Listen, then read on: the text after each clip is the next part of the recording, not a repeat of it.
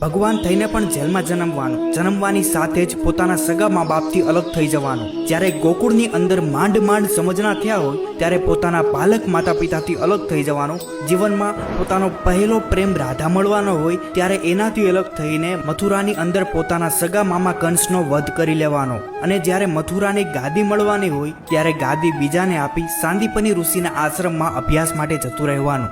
એ અભ્યાસ પૂર્ણ કરીને જ્યારે સોનાની નગરી દ્વારકા વસાવી અને શાસન કરવાનો સમય આવે ત્યારે એ જ દ્વારિકા બલરામને આપી હસ્તિનાપુરની અંદર જે મહાભારતની શરૂઆત થઈ રહી છે ત્યારે કુરુક્ષેત્રમાં પહોંચી જવાનું. કુરુક્ષેત્રની અંદર પોતાના જ બનાવેલા માનવીઓને એકબીજાનો સંહાર કરતા જોઈને ધર્મની સ્થાપના કરવાની. અને ધર્મની સ્થાપના કર્યા પછી પણ હસતા મોટે ગાંધારીનો શ્રાપ લેવાનો.